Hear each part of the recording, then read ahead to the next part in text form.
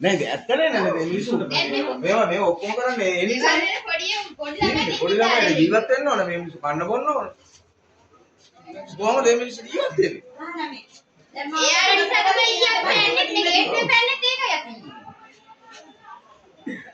මොනවාරි කරලා මිනිස්සුන්ට ජීවිතය ගැන කරගන්න පදනම දෙන්න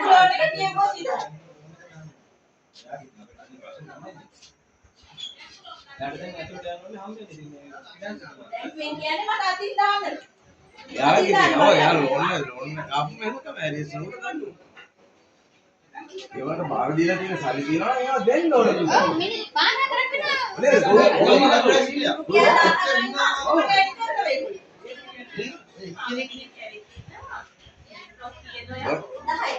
ඔය එක්කනේ.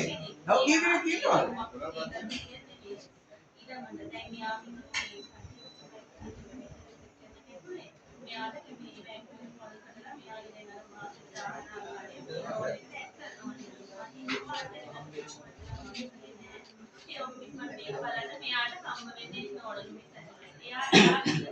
කට්ටිය කොච්චර ඉරියව්ද දන්නේ නැහැ මෙයාට ඉතල කරන්න දෙන්නේ කියලා මෙයාට යන්න දෙන්නේ කියලා අපිට කතා කරලා මේක වශයෙන් ඉන්න බෑනේ දැන් පොඩි ඉඳලාගෙත් එක්ක ගන්න අවස්ථාව දෙන්න අපි 10ක්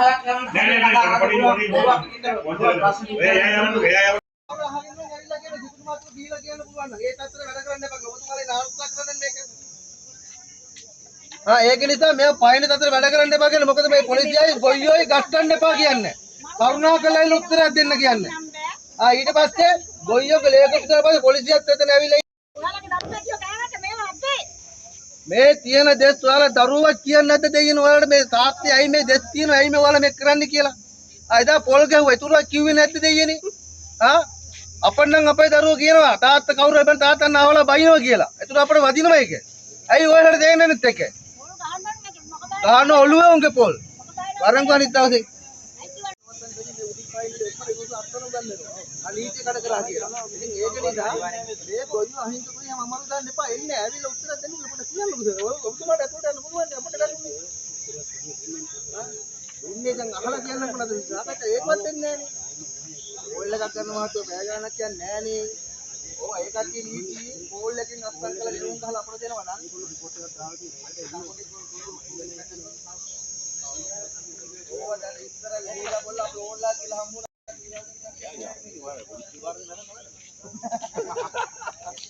දවඩ පරිදින කරපු නිලධාරීන්ට ගොවියන්ට අඩප්ලේට් එකක් ගන්න පටන් ගියා. ඒවට ලැහැත් වෙන්න එපා කියලා. නිලධාරීත් යවන ඔක්කොම යවන. කතා නිලධාරිය. ඔව් කියන්න ඕන. ඔක්කොම ටික ගන්න. අපි වයි මේකේ නිලධාරී කියනව කරන්නේ නැහැ අපි. ඔව් ඒක අපේ උගත් වෙන අවස්ථාවක් නෑ ගිනිගෝ මේ දේවල් සම්පූර්ණ කරගන්න පුළුවන් වෙන්න නිකන් විදියට කියන පුළුවන් වෙන්න බැලේ සාමාන්‍ය ගානකට තිබ්බම ඇති කිව්වා. අපි අපේ උමනාඩු වැවුවා නෙමෙයි මචං මුන් එන වැවෙන්නේ මොකටද නේ? ඔව් අපි කිව්සම් පිට වල තියෙන නිකන් නෙමෙයි අපි වල තියෙන කිව්සම් පිට අපේ ප්ලස් අපේ තියෙන ප්ලස් ඇක්ටිවේට් කරලා තියෙන කොච්චර දිනනද ඔයාලගේ?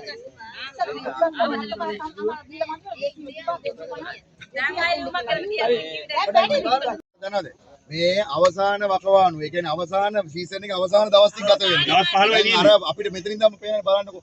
අපිට ආයතනයේ ෆැක්ටරිය මේ වෙනකොට දුවනවා. හැබැයි අපිට පේන්නේ ඇත්ත කතාව එක උග්ගහක්වත් පේන්නේ නැහැ. ඒක යාර්ඩ් එකේ නැහැ. ඒතකොට අන්ප්ලේන් ඒ කියන්නේ උග්ගස් නැහැ. එතකොට උග්ගස් නැත්තම් උග්ගස් ටොන් 1,20,000ක් විතර ඉතුරු වෙනවා භූමිය තුල. එතකොට අද මේ වෙනකොට ෆැක්ටරිය දුවනවා. වැස්ස නැහැ ස්වභාවය.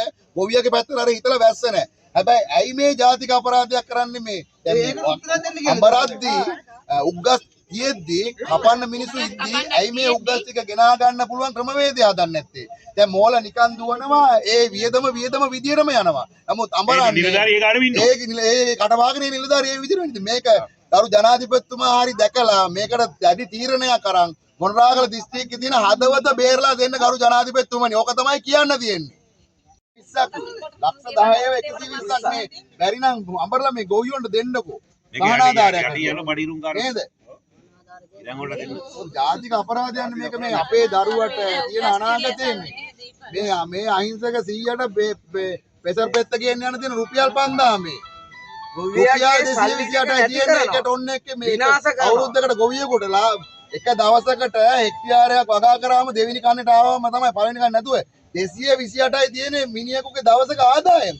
ඒකෙන් හිතන්නකො උග්ගස් වගාවක් කරන මිනිහෙක් කොහොමද ජීවත් වෙන්නේ කියලා. මේ මිනිස්සු දිහා බලන්න මහත්තයා බලන්න කවුරුත් අවුරුදු 30ක් මේව කළා මේ රත්තරන් ටිකක් දාගෙන ඉන්නවද නැත්නම් ටච් මාලක් හදලා තියෙනවද නෑ තාමත් එදා පූන්ති බණ්ඩ අද හීම් මැනික ඒ විදියටම ඉන්නවා. එහෙනම් මේකේ රජ වෙන්න එපා. දැන් මෙතන ගොයියෝ ටික හිටියට එතන ගොයියෝගේ විදුවල් වල දොරකොඩ වත්තේ ඉඩමෙන් මලු තියන් ඉන්නවා ඇඩ්වාන්ස් එක කියනකම් දෙනකම් කලිටි කියනකම් දෙමළ මිනිස්සු ආපු මිනිස්සු වැඩ කරන මිනිස්සු ඒක කියනකම් බලන් ඉන්නවා ඒ උන් ටික මේට වැඩි ඉන්නවා එතන මරන් කන්න බලන් ඉන්නේ එතන ඕන බලන්න යන්න පුළුවන්. ඕනි දෙයට කියලා බලන්න පුළුවන් අපේ ඉඩම් වලට කියලා බලන්න මං ඉන්නවා ඇඩ්වාන්ස් එක කියනකම් හරි මුදල කියනකම් බලන් ඉන්නවා දල්ලි දෙනකම් කල්ලි දෙන. උන් යන්නේ ආයි දොරක